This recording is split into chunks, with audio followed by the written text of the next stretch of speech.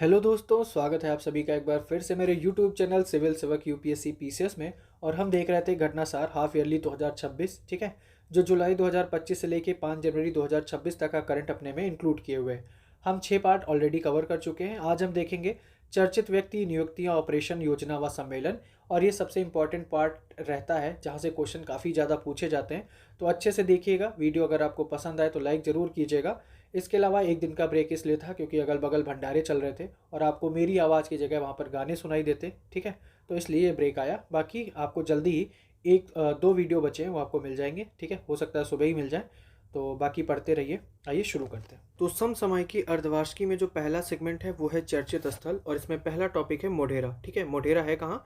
ये गुजरात में है। तो गुजरात के मोढेरा को 24x7 बैटरी ऊर्जा भंडारण प्रणाली के साथ भारत का पहला 100% सौर ऊर्जा संचालित या ग्रीन टाउन शहर के रूप में आधिकारिक तौर पर प्रमाणित किया गया है। तो याद रखिएगा, या तो ऐसे पूछ सकते हैं कि भारत का पहला 100% सौर ऊर्जा संचालित शहर कौन सा है, या भारत का पहला ग्रीन टाउन शहर कौन सा है। तो याद रखिएगा गुजरात का मोढेरा, ठीक है। फिर का है आदि चन्नलूर। तो मद्रास उच्च न्यायालय ने भारत के सबसे महत्वपूर्ण लौह युगीन पुरातत्व स्थल, याद रखिएगा, ठीक है। ये दो जो आदि चन्नलूर है ये क्या है? लौह युगीन पुरातात्विक स्थल है। तो यहाँ पर इन्होंने इसके आसपास किसी भी प्रकार के रेत खनन पर सख्त प्रतिबंध लगा दिया है मद्रास हाईकोर्ट ने। यह स्थल भारत के सबसे बड़े लौह युगीन महापाषाणिक कलश समाधान स्थलों में से एक है, जो तमिलनाडु के थूथुकुडी जिले में थामिरबरानी नदी के तट पर स्थित है। तो ये पूरी इसकी जोग्राफिकल लोकेशन भी हो गई कि भाई ये कहाँ स्थित है और है क्या। तो ये लौह युगीन पुरातात्विक स्थल है, ठीक है। फिर है पंजाब। तो पंजाब में 3 ऐतिहासिक सिख स्थल हैं। अमृतसर वॉल्ट सिटी, तलवंडी साबो और श्री आनंदपुर साहिब को पवित्र शहर का दर्जा दिया है। किसने दिया है? राज्य सरकार ने दिया है। अब इसके तहत क्या होगा कि इन शहरों में मांस, तंबाकू, शराब और अन्य नशीले पदार्थों की बिक्री पर पूर्ण प्रतिबंध रहेगा, ठीक है, पूर्ण प्रतिबंध रहेगा। फिर आंध्र प्रदेश की बात करते हैं। तो आंध्र प्रदेश की 974 किलोमीटर लंबी समुद्री तटरेखा की रेत में हाल ही में रणनीतिक दुर्लभ पृथ्वी तत्व यानी रीज के विशाल भंडार की खोज हुई है। और इससे क्या होगा कि स्वच्छ ऊर्जा, है ना, रक्षा और उन्नत तकनीकी में आत्मनिर्भर बनने और चीन पर निर्भरता कम करने में मदद मिलेगी। तो ये जो दुर्लभ पृथ्वी तत्व हैं ये आपको पता होगा, हम आयात करते हैं चाइना से सबसे ज़्यादा, और बेसिकली कहते हैं कि चाइना के पास इसका सबसे ज़्यादा भंडार है। तो अभी फ़िलहाल आंध्र प्रदेश में जो है ये हमें देखने को मिले हैं। फिर अगला है तुर्की। तो तुर्की के दक्षिण पूर्वी पहाड़ियों पर हाल ही में हुई पुरातात्विक खोजों में 11,000 वर्ष पुराने नवपाषाणकालीन जीवन के अवशेष मिले हैं। तो बस इतना याद रखो, बाकी इसमें इतना कुछ ध्यान देने की जरूरत है नहीं। गोवा की बात करें, इंपॉर्टेंट हो सकता है। दक्षिणी गोवा के श्री संस्थान गोकर्ण जीवत्तम मठ, क्या है? श्री संस्थान गोकर्ण जीवत्तम मठ, और ये कहाँ है? दक्षिणी गोवा में। तो यहाँ पर भगवान श्री राम की विश्व की सबसे ऊंची 77 फीट की कांस्य प्रतिमा का अनावरण किसने किया है? पीएम मोदी ने किया है। और अगर हम बात करें इस प्रतिमा का निर्माण किसने किया था, तो राम सुतार ने इसका निर्माण किया था। अगला है कुशावती गोवा। तो गोवा राज्य में प्रस्तावित तीसरे जिले का नाम क्या होगा? कुशावती रखा गया है। तो अभी गोवा में 2 ही जिले हैं, ठीक है, जिसको नॉर्थ गोवा और साउथ गोवा बोलते हैं। अब तीसरा जिला बनेगा जिसका नाम क्या रखा जाएगा? कुशावती। और यह नाम इस इलाके से बहने वाली नदी के नाम पर रखा गया है। यहाँ पर एक नदी बहती है कुशावती, उसी के नाम पर ये रखा गया है। अगला क्या है? हाईली गुब्बी ज्वालामुखी, ठीक है। ये याद रखिएगा, इंपॉर्टेंट इसलिए क्योंकि इसकी राख जो है भारत के उत्तर पश्चिम को छू के गई है। तो 23 नवंबर 2025 को कब हुआ है? 23 नवंबर 2025 को इथोपिया के अफार क्षेत्र में स्थित हाईली गुब्बी ज्वालामुखी में लगभग 12,000 वर्षों बाद विस्फोट हुआ है, ठीक है। 12,000 वर्षों बाद विस्फोट हुआ है। याद रखिएगा कहाँ है ये? इथोपिया में है हाईली गुब्बी ज्वालामुखी, अफार क्षेत्र, इथोपिया, ठीक है। फिर अब क्या हुआ है कि तेज ऊपरी हवाओं यानी जेट स्ट्रीम के कारण राख का विशाल जो बादल है वो लाल सागर और अरब सागर को पार करते हुए भारत के उत्तर पश्चिमी हिस्से तक पहुंचा और वहां से आगे चीन की ओर निकल गया। तो तेज ऊपरी हवाओं के कारण जो है ये राख का जो विशाल बादल है ये लाल सागर और अरब सागर को पार करके उत्तर पश्चिम भारत को छूने आया था और फिर चीन निकल गया। अगला है आर्कटिक द्वीप स्पिट्सबर्गेन। तो स्वालबार्ड द्वीप समूह के आर्कटिक द्वीप स्पिट्सबर्गेन पर हुई हाल में एक नई खोज हुई। इसमें 30,000 से अधिक जीवाश्म मिले हैं और इन जीवाश्मों से पता चला है कि यह जगह डायनासोर के समय के सबसे पुराने समुद्री सरीसृपों का घर था। ये जीवाश्म करीब 24.9 करोड़ वर्ष पुराने हैं और साक्ष्य प्रदान करते हैं। बाकी इतना कुछ खास है नहीं जो एग्जाम में पूछा जाए। अगला है तमिलनाडु। तो तमिलनाडु की वैगई नदी के किनारे स्थित कीझड़ी। अब ये कीझड़ी कहाँ है? ये तमिलनाडु में है। और इसके किनारे, ये जो कीझड़ी है इसके किनारे कौन सी नदी है? ठीक है, वैगई नदी है। पुरातात्विक खुदाई में ईंट की संरचनाएं, नहरें, फर्श और मिट्टी के बर्तन मिले हैं जो संगम साहित्य में वर्णित शहरी जीवन की झलक देते हैं। तो कीझड़ी को अगर बेसिकली आपको रिलेट करना हो तो बता दीजिएगा कि भाई ये संगम साहित्य, ठीक है, जो संगम साहित्य में वर्णित शहरी जीवन है उसकी झलक देते हैं, यानी ये संगम काल से रिलेट करता है। फिर अगला है भारत का पहला डिजिटल घुमंतू गांव।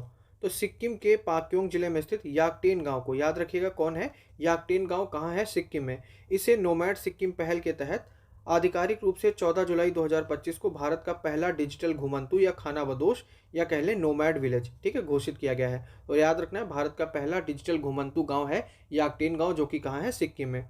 नोमैड सिक्किम पहल का उद्देश्य देश विदेश के डिजिटल घुमंतू लोगों को आकर्षित करना है।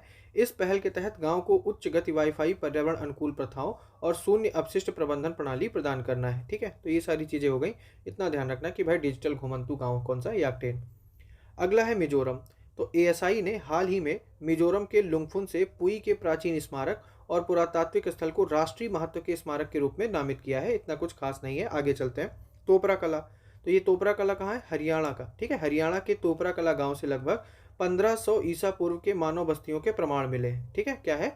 1500 ईसा पूर्व के यानी 1500 बीसी के मानव बस्तियों के प्रमाण प्राप्त हुए। कहाँ से? हरियाणा के तोपरा कला से, अभी हाल फिलहाल। और यह काल भारत में सिंधु घाटी सभ्यता 3300 ईसा पूर्व से 1300 ईसा पूर्व से लौह युग में संक्रमण का समय दर्शाता है। यानी जब हम सिंधु घाटी सभ्यता से लौह युग की तरफ करते हैं प्रवेश, तो जो ट्रांजिशन फेज है उस टाइम का है ये तोपरा कला। तोपरा कला गांव दिल्ली तोपरा अशोक स्तंभ का मूल स्थल है। ठीक है, जिस पर मौर्य सम्राट अशोक के अभिलेख अंकित हैं, ये आपने पढ़ा होगा। 14वीं शताब्दी में फिरोज शाह तुगलक द्वारा इसे राष्ट्रीय राजधानी में स्थानांतरित किया गया था। तो ये याद रखिएगा, ये भाई जो तोपरा कला गांव है ये दिल्ली लाया गया था किसके द्वारा? फिरोज शाह तुगलक के द्वारा। फिर अब बात कर लेते हैं चर्चित व्यक्तियों की। तो इसमें क्या है? चर्चित व्यक्तियों में क्या है? खालिदा जिया। ठीक है, ये बांग्लादेश की पहली महिला प्रधानमंत्री रही हैं। याद रखिएगा, बांग्लादेश की पहली महिला प्रधानमंत्री रही हैं खालिदा जिया। इनका 80 वर्ष की अवस्था में 30 दिसंबर 2025 को ढाका में निधन हो गया है। और ये बांग्लादेश में, ठीक है, 1991 से 96 और 2001 से 2006 प्रधानमंत्री रही हैं। 2 बार इनका कार्यकाल रहा है प्रधानमंत्री का, 5-5 साल का। ठीक है, 80 वर्ष की अवस्था में 30 दिसंबर 2025 को इनका निधन हुआ है। और ये क्या थी? बांग्लादेश की पहली महिला प्रधानमंत्री रही हैं। अगला है साई जाधव। भारतीय सैन्य अकादमी यानी आईएमए देहरादून से साई जाधव ट्रेनिंग पूरी करने वाली पहली महिला अधिकारी बनी है। ठीक है, याद रखिएगा, यानी क्या है कि आईएमए देहरादून से ट्रेनिंग पूरी करने वाली पहली महिला अधिकारी कौन बनी है? साई जाधव। आईएमए के 93 वर्ष के इतिहास में ग्रेजुएट होने वाली साई पहली महिला है। उन्हें टेरिटोरियल आर्मी में लेफ्टिनेंट के रूप में कमीशन किया गया है। तो ये आपको ध्यान रखना है कि भाई आईएमए देहरादून से पहली महिला अधिकारी कौन बनी है? ठीक है, ट्रेनिंग पूरी करने वाली ये है साई जाधव। अगला है नील मोहन। तो टाइम मैगजीन ने भारतीय मूल के यूट्यूबर भारतीय मूल के जो यूट्यूब, ठीक है, सीईओ, यूट्यूब के जो सीईओ हैं नील मोहन, इन्हें 2025 सीईओ ऑफ द ईयर का जो है अवार्ड दिया गया है, या जो भी पदवी है वो दी गई है। तो नील मोहन, इतना ध्यान रखना है कि भाई 2025 सीईओ ऑफ द ईयर। और अभी ये क्या है? जो यूट्यूब सीईओ हैं, ठीक है, यूट्यूब के सीईओ हैं। फिर अगला क्या है? James Watson. अब इन्होंने कहाँ से क्या किया, एमबीए कहाँ से किया, वो हमें ध्यान रखने की जरूरत नहीं है। 2025 सीईओ ऑफ द ईयर चुना गया है नील मोहन को, जो कि यूट्यूब के सीईओ हैं और ये भारतीय मूल के हैं। अगले हैं जेम्स वॉटसन। ठीक है, तो ये क्या है? डीएनए के सह खोजकर्ता। जैसे हम पढ़ते हैं ना वॉटसन और क्रीक, जिन्होंने डीएनए मॉडल की खोज की, तो ये है डीएनए के सह खोजकर्ता, नोबेल पुरस्कार विजेता जेम वॉटसन। इनका 97 ईयर्स में 6 नवंबर 2025 को निधन हो गया है। ठीक है, इन्होंने 1953 में डीएनए की डबल हेलिकल संरचना खोजी थी, जो हम पढ़ते हैं। उसके बाद अगर हम बात करें, अब ये एक्सपायर हो गए हैं, तो इनकी जो कुछ किताबें हैं वो हो सकता है पूछ ली जाए। तो यहाँ पर है, इन्होंने molecular biology of the gene, ठीक है, कौन सी किताब लिखी है? Molecular biology of the gene और द डबल हेलिक्स करके ये किताबें लिखी हैं। ठीक है, ये 2 किताबें आपने ध्यान रखनी है। फिर है थोटा थरानी। भारत के दिग्गज कलाकार और प्रोडक्शन डिजाइनर थोटा थरानी को नवंबर 2025 में फ्रांस के प्रतिष्ठित Chevalier de l Order des Arts et des, ठीक है, लेटर्स पुरस्कार से सम्मानित किया गया। इतना बड़ा पुरस्कार देने से अच्छा मत ही दो। ठीक है, तो ये याद रखिएगा, थोटा थरानी ये क्या है? भारत के दिग्गज कलाकार और प्रोडक्शन डिजाइनर हैं। इन्हें जो फ्रांस का प्रतिष्ठित पुरस्कार होता है Chevalier de l Order des Arts et des Letters, ये इन्हें दिया गया है। फिर है शिवराज सिंह पाटिल। कांग्रेस के वरिष्ठ नेता थे और पूर्व केंद्रीय गृह मंत्री शिवराज पाटिल का 12 दिसंबर 2025 को महाराष्ट्र के लातूर में 90 वर्ष की आयु में निधन हो गया है। बस डेट याद रख लो थोड़ा सा कि भाई ये कांग्रेस के नेता थे, 12 दिसंबर 2025 को निधन हो गया है। फिर बात कर लेते हैं कीर्ति सुरेश। तो नेशनल अवार्ड विजेता हैं, अभिनेत्री हैं ये कीर्ति सुरेश। इन्हें यूनिसेफ इंडिया, ठीक है, किसका, यूनिसेफ इंडिया की नई सेलिब्रिटी एडवोकेट नियुक्त किया गया है। यहाँ पर ध्यान रखिएगा, क्या नियुक्त किया गया है, यूनिसेफ इंडिया की नई सेलिब्रिटी एडवोकेट नियुक्त किया गया है।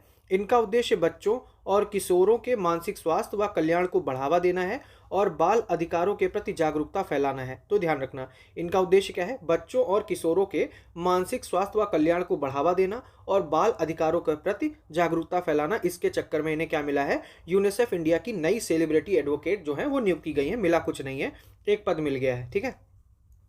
फिर रवीना टंडन की बात करें तो बॉलीवुड अभिनेत्री हैं रवीना टंडन। इन्हें पेटा इंडिया, ठीक है, पेटा इंडिया की पर्सन ऑफ द ईयर 2025 का सम्मान मिला है। तो यहाँ पर ध्यान रखिएगा, ये टाइम का नहीं है, ये जो पर्सन ऑफ द ईयर 2025 का सम्मान है ये किसने दिया है, पेटा इंडिया ने दिया है। और किसको दिया है, रवीना टंडन को दिया है। अगर हम बात करें तो यह सम्मान उनके लंबे समय से चले आ रहे पशु अधिकारों के प्रति समर्पण, मानवीय शिक्षा यानी ह्यूमन एजुकेशन के समर्थन, वन्यजीव सुरक्षा के लिए किए गए प्रयासों और सभी जीवों के प्रति करुणा को बढ़ावा देने के लिए दिया गया था। अगर यहाँ से आपको ये भी पता चल जाए, जैसे पेटा जो है, पेटा बेसिकली पशु पक्षियों के समर्पित एक संस्था है ना, तो वहाँ से भी आइडिया लग जाएगा कि भाई पशुओं से समर्पित इन्होंने कोई काम किया होगा, इसीलिए जो है इन्हें मतलब सम्मान मिला है पर्सन ऑफ द ईयर 2025। तो उद्देश्य भी आपको पता चल जाएगा। तो ध्यान रखिएगा, रवीना टंडन को मिला है पेटा इंडिया की पर्सन ऑफ द ईयर 2025 का सम्मान। फिर है फिल्म अभिनेता धर्मेंद्र। तो 24 नवंबर 2025 को दिग्गज फिल्म अभिनेता धर्मेंद्र का 89 साल की उम्र में निधन हो गया है। 300 से ज़्यादा जो है इन्होंने फिल्में की थी। निधन कब हुआ है, 24 नवंबर को हुआ है, ठीक है। भारत सरकार द्वारा 2012 में पद्म भूषण से ये सम्मानित किए गए हैं। अगर हम बात करें तो धर्मेंद्र ने 1960 में दिल भी तेरा हम भी तेरे, इस फिल्म से इन्होंने कैरियर की शुरुआत की थी। 1960 में एक फिल्म आई थी दिल भी तेरा हम भी तेरे, उस फिल्म से इन्होंने शुरुआत की थी। और इनकी जो आखिरी फिल्म है वो है 21, ठीक है, क्या है, वार ड्रामा 21 है, जो 25 दिसंबर 2025 को थिएटर्स में रिलीज हुई। तो पहली फिल्म याद रखिएगा थोड़ा सा, ठीक है, दिल भी तेरा हम भी तेरे, और जो लास्ट फिल्म है वो है 21। फिर आगे अगर हम बात करें असरानी, इनके बारे में आपने वो डायलॉग बहुत ज़्यादा फेमस है कि हम अंग्रेजों के ज़माने के जेलर हैं, है ना। तो ये हास्य कलाकार और चरित्र अभिनेता हैं असरानी। इनका 84 वर्ष की अवस्था में 20 अक्टूबर 2025 को निधन हो गया। कब हुआ है, 20 अक्टूबर को हो गया है। फिर अगर हम बात करें डिकी बर्ड, तो इंग्लैंड के पूर्व क्रिकेटर थे अंपायर डिकी बर्ड। इनका 92 वर्ष की आयु में निधन हो गया है, ठीक है। 22 सितंबर 2025 को निधन हुआ है। अब इतना ध्यान देने की जरूरत नहीं, इतना याद रखो भाई डिकी बर्ड क्या थे, इंग्लैंड के क्रिकेटर भी थे और अभी अंपायर थे, ठीक है, पूर्व क्रिकेट अंपायर थे, तो इतना ध्यान रखो। फिर मूर्तिकार राम वंजी सुतार, वैसे तो नाम हम इनका राम सुतार पढ़ते हैं, अभी क्या है राम वंजी सुतार, ठीक है। तो देश के प्रतिष्ठित और अनुभवी मूर्तिकार राम वंजी सुतार का 100 वर्ष की उम्र में 18 दिसंबर 2025 को निधन हो गया है। तो राम सुतार जो है वो शतक मार के गए हैं, ठीक है। इन्होंने दुनिया की सबसे ऊंची मूर्ति स्टैचू ऑफ यूनिटी बनाने के लिए देश विदेश में इन्हें सम्मानित किया गया है। याद रखिएगा स्टैचू ऑफ यूनिटी, ठीक है, इसकी जो ऊंचाई है वो कितनी है, 182 मीटर की ये मूर्ति है जिसको बनाया है रामजी सुतार ने, ठीक है। फिर आगे अगर हम बात करें तो इन्हें देखिए 1999 में पद्मश्री मिल गया था, 2016 में पद्म भूषण मिल गया था, 2025 में ही इन्हें महाराष्ट्र भूषण पुरस्कार से सम्मानित किया गया है। तो याद रखिएगा महाराष्ट्र भूषण पुरस्कार 2025 किसे दिया गया है, राम सुतार को। अगला है विनोद कुमार शुक्ल। तो अपने लेखन के लिए प्रसिद्ध वरिष्ठ साहित्यकार विनोद कुमार शुक्ल का 88 वर्ष की अवस्था में 23 दिसंबर 2025 को निधन हो गया। तो क्रिसमस के 2 दिन पहले इनका निधन हुआ है, ठीक है। इन्हें ज्ञानपीठ पुरस्कार 2024 के लिए चुना गया था, ये आपने पढ़ा होगा, ठीक है, काफ़ी ज़्यादा लाइमलाइट में था और ये छत्तीसगढ़ के ये पहले लेखक थे जिन्हें ये मिला था। फिर यहाँ पर हम बात करें पेड़ पर कमरा, दीवार में खिड़की रहती थी, नौकर की कमीज, वह आदमी चला गया, ठीक है। पेड़ पर कमरा, दीवार में खिड़की रहती थी, नौकर की कमीज, वह आदमी चला गया, नया गरम कोट पहनकर, जैसी कालजयी रचनाओं के रचनाकार हैं ये। तो ये आपको ध्यान रखना है कि पेड़ पर कमरा, दीवार पे खिड़की रहती थी, नौकर की कमीज, वह आदमी चला गया और नया गरम कोट पहनकर, ये कुछ जो किताबें हैं, ठीक है, प्रमुख किताबें हैं, वो किसकी है, विनोद कुमार शुक्ल की हैं। अगली अगर हम बात करें तो वह है रवि डीसी, ठीक है। तो भारत और फ्रांस के बीच साहित्य अनुवाद और सांस्कृतिक आदान प्रदान में इनके योगदान के लिए, ठीक है, फ्रांस के Chevalier de l Order des Arts and des Letters award से इन्हें भी सम्मानित किया गया है। किसको? रवि डीसी। ये क्या है? मलयालम प्रकाशक है, डीसी बुक्स के प्रबंध निदेशक हैं। ठीक है, तो याद रखिएगा रवि डीसी को भी ये जो फ्रांस का जो बड़ा वाला अवार्ड है वो दिया गया है। ठीक है, क्यों दिया गया है? भारत और फ्रांस के बीच साहित्य अनुवाद और सांस्कृतिक आदान प्रदान में उनके योगदान के लिए। तो अभी यहाँ पर हमने देखा था इनको मिला था, क्या नाम है इनका? ये है थोटा थरानी, और अभी मिला है इनको ये जो है रवि डीसी। अगला देखें तो ये है वेदमूर्ति देवव्रत महेश रेखे। महाराष्ट्र के 19 वर्ष के हैं वेदमूर्ति देवव्रत महेश रेखे। इन्होंने वाराणसी के वल्लभ राम सालिग्राम सांगवेद विद्यालय में, ठीक है, 50 दिन में दंड क्रम पारायण कर अद्भुत उपलब्धि अर्जित की है। दुनिया में अभी तक 2 ही बार दंड क्रम का पारायण हुआ है। इससे पूर्व 200 साल पहले नासिक में वेदमूर्ति नारायण शास्त्री देव ने दंड क्रम पारायण किया था। तो आपको ये ध्यान रखना है कि भाई ये जब ये 200 साल बाद घटना हो रही है तो आपको ध्यान रखना है किसने किया है। ठीक है, तो याद रखना है कि अभी जो किया है हाल में 50 दिन में किसने किया है? दंड क्रम पारायण जो है वो किया है वेदमूर्ति देवव्रत महेश रेखे। और ये कहाँ के हैं? महाराष्ट्र के हैं। संपन्न कहाँ किया है? तो वाराणसी के वल्लभ राम सालिग्राम सांगवेद विद्यालय में किया है। बाकी इतना ध्यान रखना है कि भाई अभी जो है दंड क्रम पारायण वाला जो है वो किसने किया है? वेदमूर्ति देवव्रत महेश रेखे। ठीक है, नाम भी वैसा थोड़ा है सात्विक टाइप का, तो उसी तरीके से याद रखिएगा। फिर है कार्लो एक्वेटिस। पोप लियो 14वें ने 7 सितंबर 2025 को कार्लो एक्वेटिस को कैथोलिक चर्च का पहला सहस्त्राब्दी संत घोषित किया है। तो ये जो कार्लो एक्वेटिस हैं ये क्या है? कैथोलिक चर्च के पहले सहस्त्राब्दी संत घोषित किए गए हैं। इतना ध्यान रखो। बाकी ऐसे क्वेश्चन तो वैसे भी यूपी पीसीएस ने कभी पूछा नहीं है, पूछ ले तो उनका दिमाग खराब है। फिर अगर हम तेजस्वी मनोज की बात करते हैं, भारतवंशी है तेजस्वी मनोज। इन्हें टाइम मैगजीन के kid of the year award, ठीक है, ये जो kid of the year award है किसने दिया है? टाइम मैगजीन ने दिया है। और किसे दिया है? तेजस्वी मनोज को दिया है। क्यों दिया है?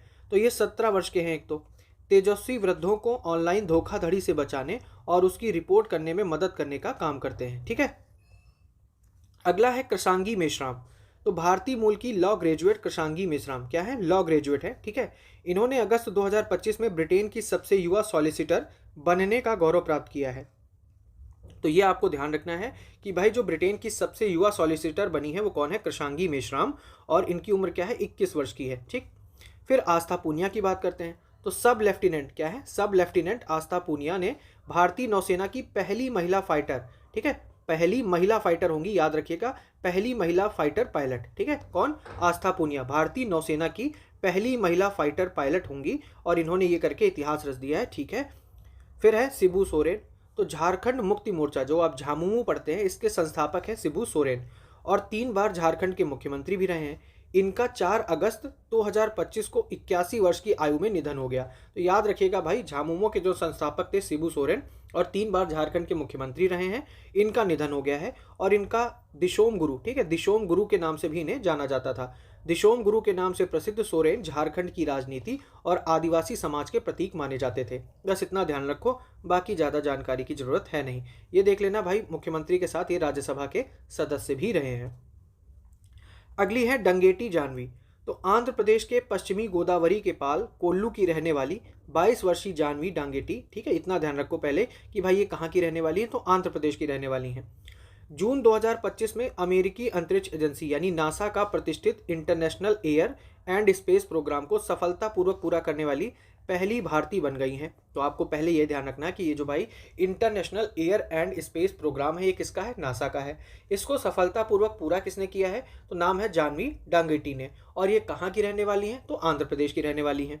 ठीक है, जानवी को नासा के Titan orbital port space station पर भेजे जाने के लिए चुना गया है। तो ये भी पूछा जा सकता है कि भाई नासा के Titan orbital port space station पर भेजे जाने के लिए निम्न में से किसे चुना गया है? तो नाम याद रखिएगा जानवी डांगेटी को। ठीक है, जिसके लिए जो पहला मिशन है ये 2029 में भेजा जाएगा और इसमें जानवी संचालन दल के सदस्य के रूप में शामिल होंगी। तो एक तो जानवी से रिलेटेड 2 फैक्ट हो गए। ठीक है, पहला क्या है?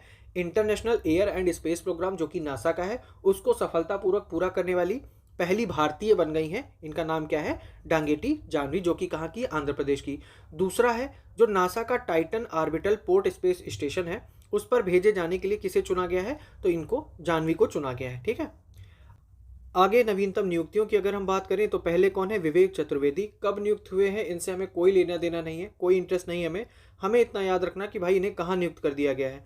तो विवेक चतुर्वेदी को केंद्रीय अप्रत्यक्ष कर और सीमा शुल्क बोर्ड यानी सीबीआईसी का नया अध्यक्ष नियुक्त किया गया है। ठीक है, तो विवेक चतुर्वेदी कहाँ, सीबीआईसी के नए अध्यक्ष नियुक्त किए गए हैं।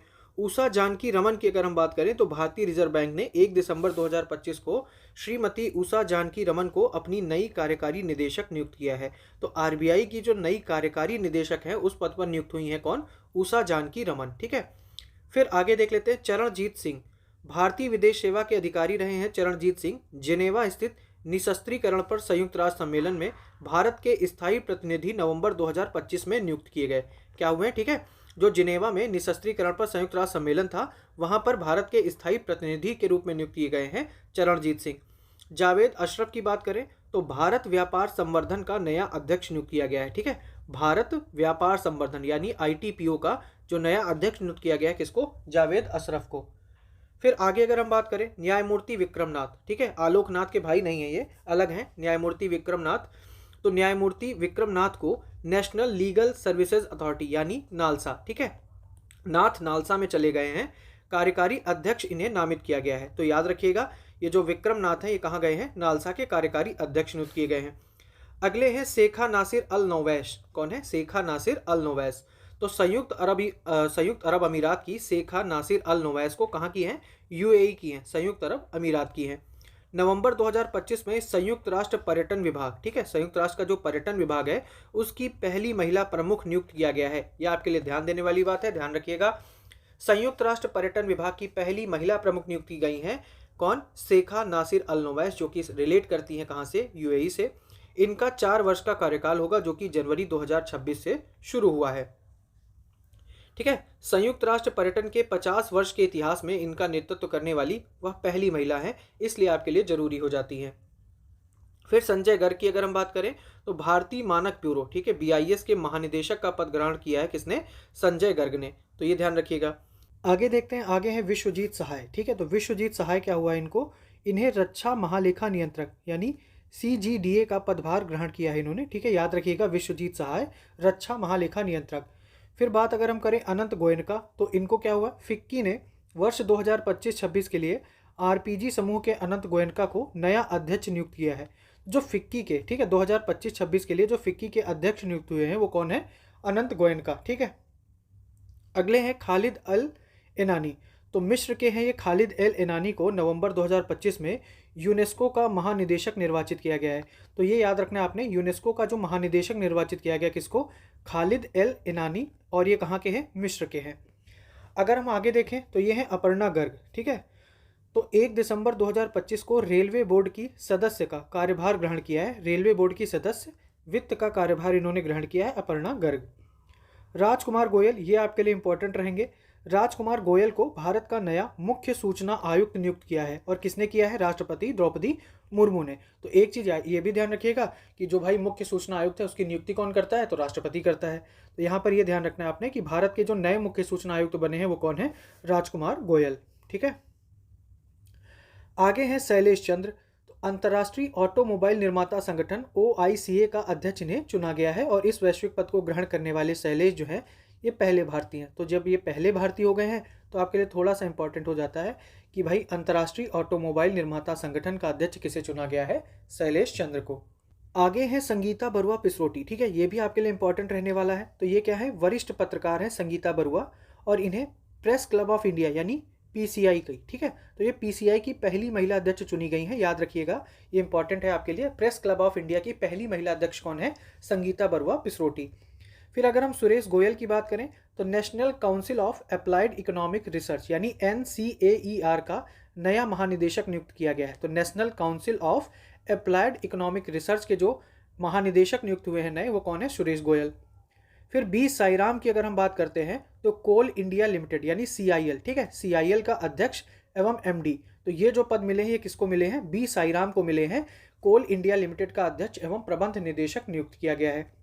ज्ञानेश कुमार की बात करें तो भारत के मुख्य चुनाव आयुक्त हैं। ठीक है, ज्ञानेश कुमार कौन है इस टाइम, भारत के मुख्य चुनाव आयुक्त हैं।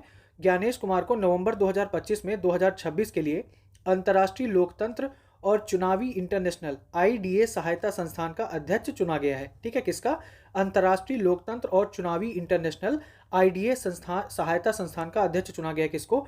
भारत के जो मुख्य चुनाव आयुक्त हैं ज्ञानेश कुमार, ठीक है, उन्हें 2026 के लिए।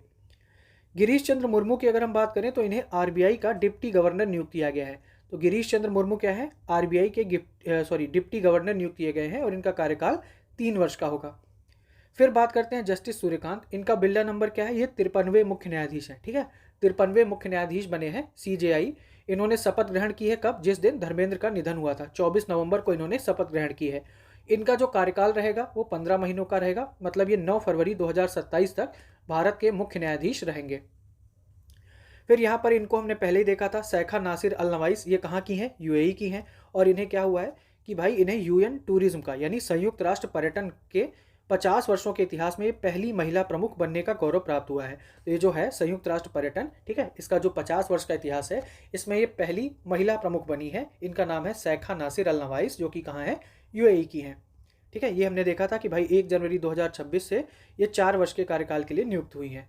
फिर अगर हम ब्रजभूषण अग्रवाल की बात करें तो उद्योग व्यापार जगत के संगठन इंडियन चैम्बर्स ऑफ कॉमर्स, ठीक है, यानी आईसीसी का अध्यक्ष इन्हें नियुक्त किया गया है, इंडियन चैम्बर्स ऑफ कॉमर्स। फिर आगे क्या है? आगे है लेफ्टिनेंट जनरल वीरेंद्र वत्स, ठीक है। तो वीरेंद्र वत्स ने विश्व के सबसे बड़े वर्दीधारी युवा संगठन एनसीसी के महानिदेशक के पद का कार्यभार 1 अक्टूबर 2025 को ग्रहण किया है। तो अगर हम एनसीसी के महानिदेशक की बात करेंगे तो कौन है? लेफ्टिनेंट जनरल वीरेंद्र वत्स हैं, ठीक है। फिर अगर हम प्रवीण रंजन की बात करें तो प्रवीण रंजन 30 सितंबर 2025 को इन्हें केंद्रीय सुरक्षा बल, ठीक है, केंद्रीय सुरक्षा बल का महानिदेशक नियुक्त किया गया है। याद रखिएगा, केंद्रीय सुरक्षा बल का महानिदेशक किसे नियुक्त किया गया है? प्रवीण रंजन को। निर्मल कुमार पांडे की बात करें तो इन्हें उद्योग व्यापार जगत के संगठन एसोचैम, ठीक है, एसोचैम के अध्यक्ष पद का कार्यभार इन्होंने ग्रहण किया है। तो यहाँ पर एक बात देख लीजिए, जैसे अगर हम फिक्की की बात करेंगे तो फिक्की के हो जाएंगे अनंत गोयनका, ठीक है, फिक्की के अनंत गोयनका हो जाएंगे। अगर हम बात करेंगे आईसीसी यानी इंडियन चैम्बर्स ऑफ कॉमर्स की तो इसके जो अध्यक्ष बने हैं वो ब्रजभूषण अग्रवाल हैं। और अगर हम बात करेंगे एसोचैम की तो ये जो व्यापार जगत से रिलेटेड हो गए 3 संगठन, उनकी बात देख रहे हैं। एसोचैम के अगर अध्यक्ष की बात करें तो ये हो जाएंगे निर्मल कुमार पांडे, ठीक है। फिर है डॉन कार्ड्स। क्या है? Don Cards. तो ये अमेरिका के ट्रेजरी विभाग के चीफ ऑफ स्टाफ रहे डॉन कार्ड्स। अंतर्राष्ट्रीय मुद्रा कोष, ठीक है, अंतर्राष्ट्रीय मुद्रा कोष का प्रथम डिप्टी प्रबंध निदेशक नियुक्त किया गया है। याद रखिएगा, अंतर्राष्ट्रीय मुद्रा कोष का प्रथम डिप्टी प्रबंध निदेशक इन्हें नियुक्त किया गया है, डॉन कार्ड्स को। फिर है टीसीए कल्याणी, ठीक है, टीसीए कल्याणी। तो वित्त मंत्रालय के व्यय विभाग में महालेखा नियंत्रक यानी सीजीए का पदभार इन्होंने ग्रहण किया है। अभिजीत सेठ की बात करें, ये आपके लिए इंपॉर्टेंट होंगे। जुलाई 2025 में डॉक्टर अभिजीत को राष्ट्रीय चिकित्सा आयोग यानी एनएमसी का, ठीक है, राष्ट्रीय चिकित्सा आयोग का अध्यक्ष नियुक्त किया गया। किसको? तो चिकित्सा आयोग के जो अध्यक्ष बने हैं वो हैं अभिजीत सेठ, यानी चिकित्सा में है सेठ। डॉक्टर मयंक शर्मा की बात करते हैं तो डॉक्टर मयंक शर्मा को वित्तीय सलाहकार रक्षा सेवा नियुक्त किया गया है। अब ये जो सब कैटेगरी आ जाती है वो आपके लिए थोड़ा कम इंपॉर्टेंट होती है। जैसे अगर यहाँ होता भाई वित्तीय सलाहकार नियुक्त किया गया, अब क्या है कि ये वित्तीय सलाहकार रक्षा सेवा नियुक्त किया गया है, तो ये थोड़ा मतलब बहुत कम चांसेस रहेंगे जो सीधे सीधे होते हैं। मान लीजिए पूछ लिया कि भाई एसोचैम का अध्यक्ष है ना, तो ऐसे ज़्यादा आसान रहते हैं पूछना। अब अगर हम बात करें आकाश त्रिपाठी की तो ये जो solar energy corporation of India यानी सेकी है, ठीक है, सार्वजनिक क्षेत्र का उपक्रम है solar energy corporation of India limited का प्रबंध निदेशक, ठीक है, एमडी किसे नियुक्त किया गया है? आकाश त्रिपाठी को, ठीक है। सोलर है और सोलर जो है आकाश, ठीक है। तो याद रखिएगा solar energy corporation of India SECI जो है उसके प्रबंध निदेशक बन गए हैं आकाश त्रिपाठी। श्रीनिवासन के स्वामी, तो advertising agency association of India I, ठीक है, क्या है ये? Advertising agency association of India का अध्यक्ष इन्हें चुना गया है, ठीक, इसको श्रीनिवासन के स्वामी को। इंद्रनील भट्टाचार्य की अगर हम बात करें तो मौद्रिक नीति समिति जो एमपीसी आप सुनते हो, एमपीसी का पदेन सदस्य नियुक्त किया गया है, ठीक है, एमपीसी का पदेन सदस्य नियुक्त किया गया है किसको? इंद्रनील भट्टाचार्य को। उर्जित पटेल की बात करें तो अंतर्राष्ट्रीय मुद्रा कोष यानी आईएमएफ में कार्यकारी निदेशक नियुक्त किया गया है, ये आपको ध्यान रखना है। आईएमएफ में जो कार्यकारी निदेशक की नियुक्ति हुई है किसकी हुई है? उर्जित पटेल की। और इनका कार्यकाल कितने वर्ष का होगा? 3 वर्ष का इनका कार्यकाल रहेगा। अनीस दयाल की अगर हम बात करें तो अनीस दयाल को क्या नया उपराष्ट्रीय सुरक्षा सलाहकार नियुक्त किया गया है, ठीक है, क्या है? उपराष्ट्रीय सुरक्षा सलाहकार। मुख्य तो ये हैं अजीत डोभाल हैं, तो इनको क्या है? उपराष्ट्रीय सुरक्षा सलाहकार नियुक्त किया गया है किसको? अनीस दयाल को। फिर आगे है सभी खान, ठीक है, तो सभी खान तो अमेरिका की एक दिग्गज बहुराष्ट्रीय टेक्नोलॉजी कंपनी है एप्पल इंक। एप्पल इंक के क्या है, ये COO, ठीक है, COO नियुक्त किए गए हैं। COO मतलब मुख्य परिचालन अधिकारी नियुक्त किए गए हैं किसके, एप्पल इंक के। बस इतना ध्यान रखना है। फिर अगर हम सोनाली मिश्रा की बात करें, जो RPF है यानी रेलवे प्रोटेक्शन फोर्स है, इसकी महानिदेशक नियुक्त की गई है कौन, सोनाली मिश्रा। तो याद रखना है आपने, रेलवे प्रोटेक्शन फोर्स यानी RPF की जो महानिदेशक बनी है वो कौन है, सोनाली मिश्रा। अब जो प्रमुख ऑपरेशन और अभियान है उनकी बात कर लेते हैं। जैसे इसमें है ऑपरेशन एब्सोल्यूट रिजॉल्व। तो अमेरिकी सेना की डेल्टा फोर्सेस ने 2-3 जनवरी 2026 को, तो पहले यहाँ पर देख लो कि भाई ऑपरेशन एब्सोल्यूट रिजॉल्व है क्या। तो अमेरिका ने वेनेजुएला पर जब आक्रमण किया, मतलब इनकी फोर्स गई और वहाँ के जो राष्ट्रपति थे निकोलस मादुरो, उनको उठा के ले गई। तो इसका ऑपरेशन क्या, मतलब जो ऑपरेशन हुआ उसका नाम दिया गया एब्सोल्यूट रिजॉल्व, ठीक है। तो वेनेजुएला की यहाँ राजधानी बताई गई क्या है, कराकस है। वहाँ पर एक असाधारण सैन्य अभियान जिसे ऑपरेशन एब्सोल्यूट रिजॉल्व नाम दिया गया, के तहत वेनेजुएला के राष्ट्रपति निकोलस मादुरो और उनकी पत्नी सिलिया फ्लोरेंस को गिरफ्तार कर विमान से न्यूयॉर्क लाया गया, ठीक है। तो अमेरिका ने वेनेजुएला पर आक्रमण किया और वहाँ के जो राष्ट्रपति थे और उनको और उनकी पत्नी को न्यूयॉर्क उठा लाए, ठीक है। तो ये ध्यान रखना है, ये है ऑपरेशन एब्सोल्यूट रिजॉल्व। कब हुआ है, 2 से 3 जनवरी 2026 को। और चीज़ क्या है कि वेनेजुएला में जारी इस राजनीतिक संकट के बीच वहाँ की जो सुप्रीम कोर्ट है उसने उपराष्ट्रपति डेल्सी रोड्रिगेज, यानी जो उपराष्ट्रपति थे वहाँ के, कौन, डेल्सी रोड्रिगेज, इन्हें देश के कार्यवाहक राष्ट्रपति की जिम्मेदारी संभालने का निर्देश दिया है। तो एक तो ऑपरेशन याद रखना है कि भाई क्यों हुआ, ठीक है, कब हुआ, और इसके बाद जब ये उठा ले गए तो वहाँ के वेनेजुएला के कार्यवाहक राष्ट्रपति का नाम याद रखना है, वो कौन है, डेल्सी रोड्रिगेज। फिर अगर हम बात करें मित्र शक्ति 2025, तो ये भारत और श्रीलंका, यहाँ पर ध्यान रखना मित्र शक्ति आ जाए अगर, तो ये भारत और श्रीलंका के बीच में सैन्य अभ्यास होता है। कब हुआ है, 10 से 23 नवंबर के बीच में हुआ है, ठीक है। और कहाँ हुआ है, तो ये कर्नाटक के बेलगावी में स्थित प्रशिक्षण केंद्र में हुआ है। तो ठीक है, याद रखना क्या, मित्र शक्ति भारत श्रीलंका के बीच में, कहाँ हुआ है, कर्नाटक के बेलगावी में, और कब हुआ है, तो 10 से 23 नवंबर के बीच में हुआ है। फिर आगे देखते हैं ऑपरेशन सागर बंधु। 29 नवंबर 2025 को श्रीलंका में आए चक्रवाती तूफान दितवा, ठीक है। ये जो दितवा है इसका बेसिकली भारत पर भी असर था, लेकिन तमिलनाडु में इसका सीमित असर हुआ है, ठीक है। भारत ने जो है तत्काल फौरी, मतलब जो भी चेतावनी वगैरह जारी करके इसका जो प्रभाव था उसको सीमित कर दिया, लेकिन श्रीलंका में इसने अच्छा खासा तूफान मचाया है। इसका नाम क्या है, दितवा है, ठीक है। तो यहाँ पर जब ये तूफान आया तो यहाँ काफ़ी लोग मारे गए और इसके एवज में भारत ने राहत और बचाव कार्यों के लिए ऑपरेशन सागर बंधु शुरू किया। तो ये आपने ध्यान रखना है कि भाई ये जो ऑपरेशन सागर बंधु है, तो भारत ने जो है श्रीलंका को मदद पहुंचाई थी जब वहां पर चक्रवात दितवा आ गया था। फिर है मालाबार 2025। तो मालाबार में आपको पता होगा जो क्वाड मेंबर है, मतलब भारत, ऑस्ट्रेलिया, जापान और ये अमेरिका, ठीक है। तो ये 4 लोगों का ये अभ्यास होता है, बहुराष्ट्रीय सैनिक अभ्यास है। क्वाड मेंबर बेसिकली मालाबार 2025 में शामिल होते हैं, मालाबार में। और इसका आयोजन 10 से 18 नवंबर को हुआ है। और कहाँ पर, उत्तरी प्रशांत महासागर में स्थित है गुआम द्वीप। तो ये भी आपको, गुआम द्वीप जो है ये कहाँ है, प्रशांत महासागर में स्थित है, उत्तरी प्रशांत महासागर में स्थित है। वहाँ पर मालाबार अभ्यास हुआ है और इसमें कौन कौन शामिल रहता है, जो क्वाड कंट्रीज़ हैं वो इसमें शामिल रहती हैं, यानी भारत, अमेरिका, ऑस्ट्रेलिया और जापान। कब हुआ है, 10 से 18 नवंबर को हुआ है। फिर अगर हम बात करें पूर्वी प्रचंड प्रहार 2025, तो पूर्वी प्रचंड प्रहार 2025 त्रिसेवा सैन्य अभ्यास का आयोजन 11 से 15 नवंबर, ठीक है, कब से, 11 से 15 नवंबर के बीच हुआ है। और कहाँ हुआ है, मेचुका, अरुणाचल प्रदेश में किया गया। इसमें सेना, वायुसेना और नौसेना ने हिस्सा लिया। तो मतलब ये जो भारत की सेनाएं हैं उन्होंने इसमें हिस्सा लिया है। पूर्वी प्रचंड प्रहार कहाँ हुआ है, मेचुका, अरुणाचल प्रदेश में, 11 से 15 नवंबर के बीच में, ठीक है। डेट में 2-2 बार बोल दे रहा हूँ, अगर दिमाग में पड़ जाए तो ठीक है, बाकी इसका लोड मत नहीं लेना है आपने। फिर आगे देख लेते हैं ड्रोन कवच अभ्यास। तो भारतीय सेना के पूर्वी कमान के अंतर्गत स्पीयर कोर ने 25 से 28 सितंबर 2025 तक पूर्वी अरुणाचल प्रदेश के अग्रिम क्षेत्रों में ड्रोन कवच अभ्यास किया है, ठीक है। किसने किया है, भारतीय सेना नहीं, बेसिकली भारतीय सेना की जो पूर्वी कमान है उसके अंतर्गत एक है स्पीयर कोर, उसने किया है ये पूर्वी अरुणाचल प्रदेश के अग्रिम क्षेत्रों में ड्रोन कवच अभ्यास किया है। फिर इस अभ्यास में भारत तिब्बत सीमा पुलिस के जवानों ने हिस्सा लिया है, ठीक है। ये ध्यान रखना, इस जो ये अभ्यास हुआ है इसमें ITBP के जो जवान हैं उन्होंने हिस्सा लिया है। फिर है वायु समन्वय द्वितीय। 28 से 29 अक्टूबर 2025 को रेगिस्तानी क्षेत्र के अग्रिम क्षेत्रों में व्यापक स्तर पर ड्रोन और ड्रोन रोधी अभ्यास वायु समन्वय द्वितीय का आयोजन भारतीय सेना द्वारा दक्षिणी कमान के तत्वाधान में आयोजित किया गया। तो जो भारतीय सेना का दक्षिणी कमान है उसने कहा रेगिस्तानी क्षेत्र में किया है वायु समन्वय द्वितीय। अजय वारियर की बात करें तो किसके बीच में होता है, भारत और ब्रिटेन के बीच में होता है, ठीक है। अजय वारियर भारत और ब्रिटेन के बीच में होता है। और ये कहाँ हुआ है, तो ये राजस्थान के बीकानेर में है, महाजन फील्ड फायरिंग रेंज, ठीक है, वहाँ पर इसका आयोजन किया गया है 16 नवंबर से 30 नवंबर के बीच में। तो इतना ध्यान रखना है। अजय वारियर की अगर हम बात करेंगे तो भारत और यूके के बीच में होता है, और इस बार ये 16 नवंबर से 30 नवंबर तक कहाँ हुआ है, तो बीकानेर में जो महाजन फील्ड फायरिंग रेंज है वहाँ पर, ठीक है।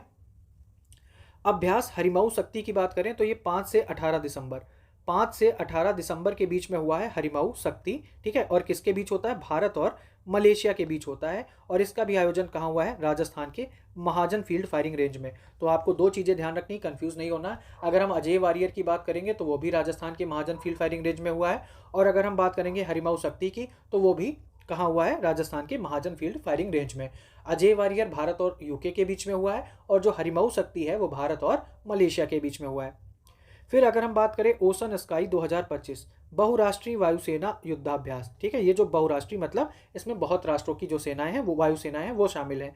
तो बहुराष्ट्रीय वायुसेना युद्धाभ्यास ओशन स्काई 2025 का आयोजन 25 से 31 अक्टूबर, ठीक है। ये जो ओशन स्काई है ये 25 से 31 अक्टूबर के बीच कहाँ हुआ है, गांडो एयरबेस जो कि कैनरी द्वीप स्पेन में किया गया है। कहाँ हुआ ये ओशन स्काई, स्पेन में इसका आयोजन किया गया।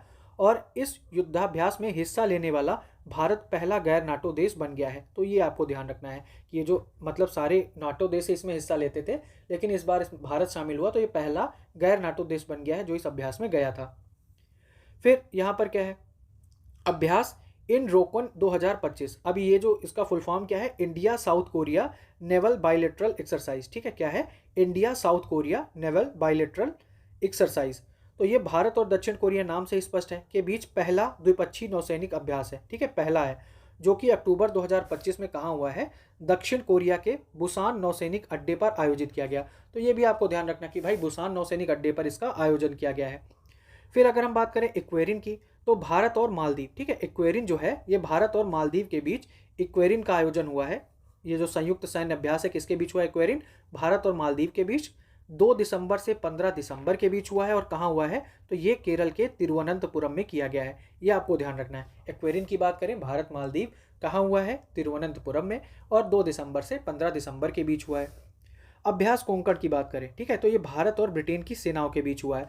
तो अभी हमने देखा था अजय वारियर, वो भी हुआ था भारत और ब्रिटेन के बीच में।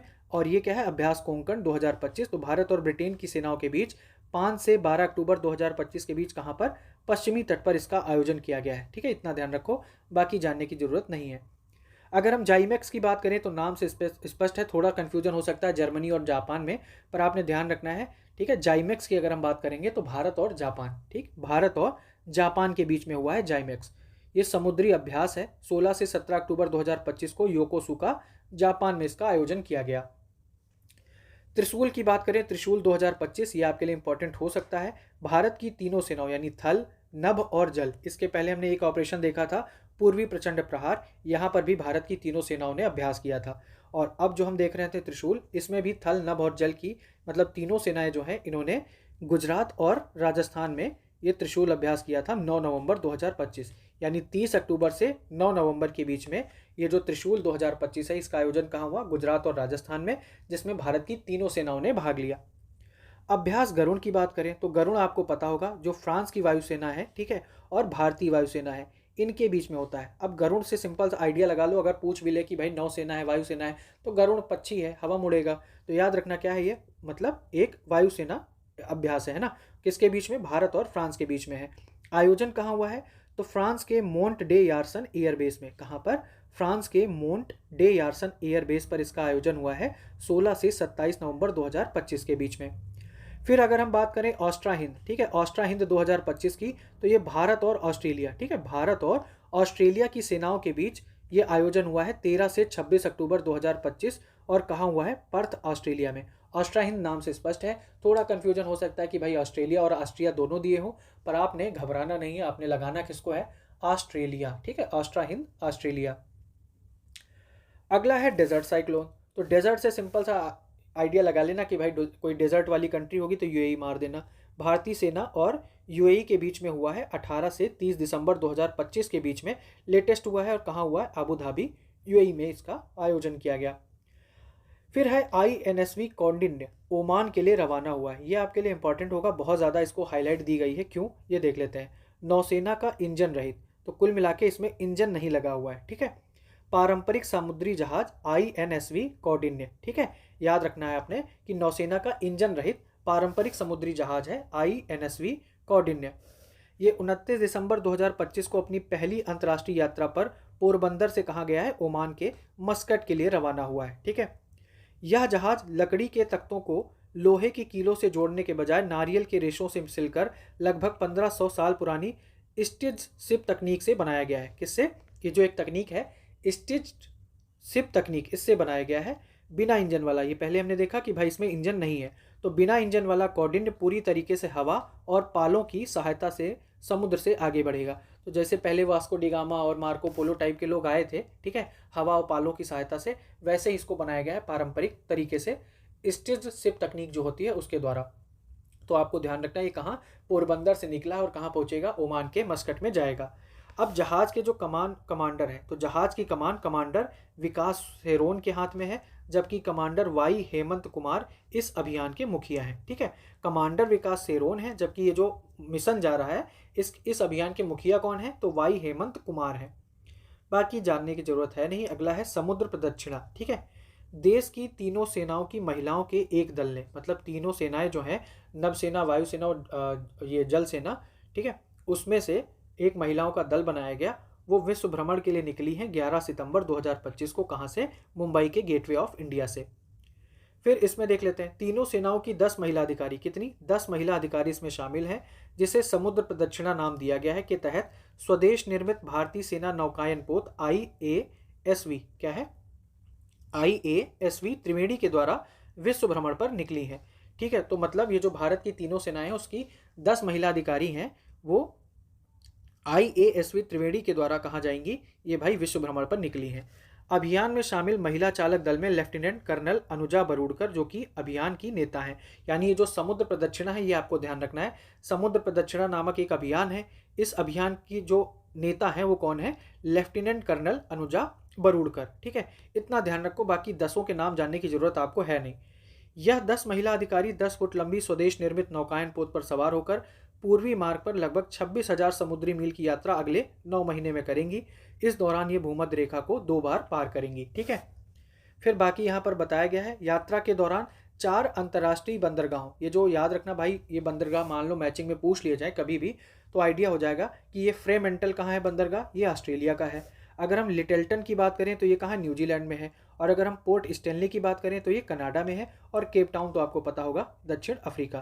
तो ये जो है, ये जो दल जा रहा है, ये 4 अंतर्राष्ट्रीय बंदरगाहों का दौरा करेगा। Fremantle Australia, Lyttelton New Zealand, Port Stanley Canada और केप टाउन दक्षिण अफ्रीका।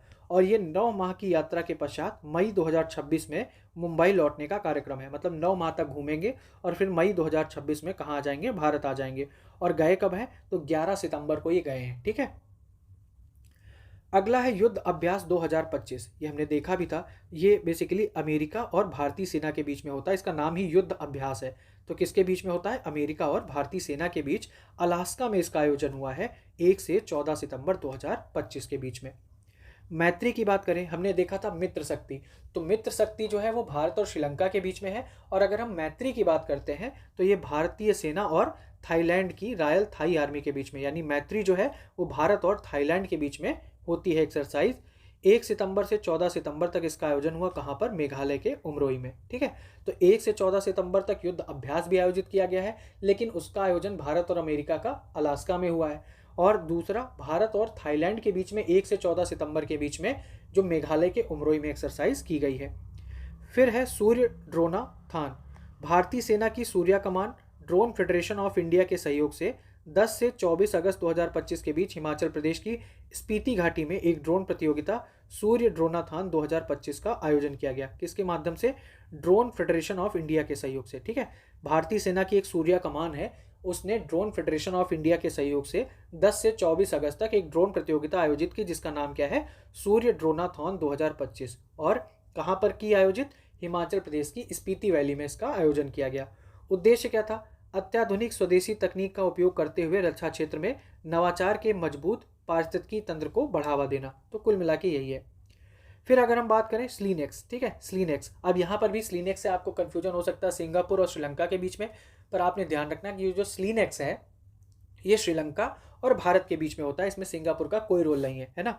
तो भारतीय नौसेना और श्रीलंका की नौसेना के बीच वार्षिक अभ्यास स्लीनेक्स 2025 का 12वां संस्करण 2 चरणों में, ये 2 चरणों में हुआ है। एक बंदरगाह चरण हुआ है 14 से 16 और फिर समुद्री चरण हुआ है 17 से 18 अगस्त। चरण मत याद करो, इतना ध्यान रखो कि भाई स्लीनेक्स जो है वो भारत और श्रीलंका के बीच होता हुआ है और अभी फिलहाल कहाँ हुआ है, श्रीलंका के कोलंबो में इसका आयोजन किया गया है, ठीक है। फिर है अचूक प्रहार। तो भारतीय सेना की स्पीयर कोर के पैदल सेना के जवानों ने भारत तिब्बत सीमा पुलिस यानी आईटीबीपी के साथ समन्वय में अरुणाचल प्रदेश 25 से 28 अगस्त 2025 के बीच अभ्यास अचूक प्रहार को किया है, ठीक है। तो ऐसे हमने देखा था, एक ये था प्रचंड प्रहार, ठीक है, पूर्वी प्रचंड प्रहार, और एक ये क्या है, ये है अचूक प्रहार। ये भारतीय सेना की जो स्पीयर कोर है उसने आईटीबीपी के साथ मिलकर ये किया है, कहाँ पर, अरुणाचल प्रदेश में किया है। फिर आगे देखते हैं अभ्यास सिम्बेक्स। अब यहाँ पर सिम्बेक्स है, तो सिम्बेक्स जो है ये सिंगापुर और भारत के बीच में हुआ है। सिम्बेक्स जो है किसके बीच में हुआ है, सिंगापुर, ठीक है, सिंगा प्लस भारत के बीच में हुआ है सिम्बेक्स। 28 जुलाई से 1 अगस्त तक इसका आयोजन हुआ है। और अगर हम बात करें तो कहाँ, चांगी नेवल बेस सिंगापुर और दक्षिण चीन सागर में इसका अभ्यास किया गया। बस इतना ध्यान रखो, अभ्यास सिम्बेक्स भारत और सिंगापुर के बीच में, ठीक है। ब्राइट स्टार की अगर हम बात करते हैं तो 28 अगस्त से 10 सितंबर, कब से, 28 अगस्त से 10 सितंबर। डेट में बता दे रहा हूँ, फिर बार बार कह रहा हूँ, ज़्यादा लोड नहीं लेना है डेट का, अगर आ जाए तो ठीक है, वहाँ पर मतलब आएंगे। पहली बात तो ये क्वेश्चन ऐसे पूछेगा नहीं, एक बार पूछ चुका है, वो थोड़ा घबराने के लिए मतलब पूछते हैं क्वेश्चन कि आप उसी चीज़ पे शिफ्ट हो जाओ। लेकिन अब अगर आ भी जाएगा तो इतना टिपिकल नहीं आएगा, दूसरी तरीके से क्वेश्चन आएगा, है ना। फिर मिस्र में आयोजित हुई है ये जो ब्राइट स्टार 2025 है, इसका आयोजन कहाँ हुआ है, मिस्र में। तो बहुराष्ट्रीय सैन्य अभ्यास ब्राइट स्टार 2025 में भारतीय थल, जल और वायुसेना के 700 से अधिक सैन्य कर्मियों ने हिस्सा लिया है, ठीक है। अभ्यास बोल्ड कुरुक्षेत्र की अगर हम बात करते हैं तो भारत और सिंगापुर के बीच में, अभी हमने देखा था सिम्बेक्स, ये भी भारत और सिंगापुर के बीच आयोजित होता है। दूसरा है बोल्ड कुरुक्षेत्र, ये भी भारत और सिंगापुर के बीच इसका आयोजन हुआ, कहाँ पर, 27 जुलाई से 4 अगस्त के बीच में जोधपुर में इसका आयोजन किया गया है, ठीक है। जोधपुर में अभ्यास बोल्ड कुरुक्षेत्र का आयोजन किया गया है। अब हम आगे देखते हैं योजना और परियोजना, जो कुछ योजनाएं हैं उनकी बात करते हैं। इसमें क्या है, पहली रिस्पॉन्ड बास्केट 2025। तो पहली बात ये ध्यान रखो पहले कि ये इसरो ने शुरू की है, ठीक है, इसरो ने शुरू की है रिस्पॉन्ड बास्केट 2025। इसरो ने रिस्पॉन्ड बास्केट 2025 जारी किया, जिसके अंतर्गत देश भर के विश्वविद्यालयों और शैक्षणिक संस्थानों से अनुसंधान प्रस्ताव आमंत्रित किए हैं। इस पहल का उद्देश्य शैक्षणिक अनुसंधान को इसरो की वर्तमान और भविष्य की अंतरिक्ष मिशन आवश्यकताओं के साथ जोड़ना है। मतलब अगर इसरो को भविष्य में या अभी फिलहाल अंतरिक्ष मिशन के लिए आवश्यकता हो तो जो शैक्षणिक अनुसंधान है उन्हें कलेक्ट कर रहे हैं, उन्हें जोड़ रहे हैं, तो उसके लिए उन्होंने रिस्पॉन्ड बास्केट करके एक योजना लाई है इसरो ने, ठीक है। रिस्पॉन्ड मतलब प्रस्ताव आमंत्रित किया, कुछ भेजा है और भैया तुम अपना कुछ मतलब सुझाव दे सकते हो तो दो, ये वाली चीज़ है रिस्पॉन्ड, मतलब उस पर रिस्पॉन्ड करो। किसकी है, ये इसरो की है। अगला है हैज़ 23 फॉर 23 पहल, ठीक है। तो भारत में इंटरनेशनल स्नो लेपर्ड डे, तो याद रखो पहले कि ये जो इंटरनेशनल स्नो लेपर्ड डे है ये कब मनाया जाता है, 23 अक्टूबर को मनाया जाता है इंटरनेशनल स्नो लेपर्ड डे। तो देश में हैज़ फॉर 23 कैंपेन के साथ ही मनाया गया और इस दिवस के अवसर पर भारत में पहली नेशनल स्नो लेपर्ड सेंसस भी शुरू की गई।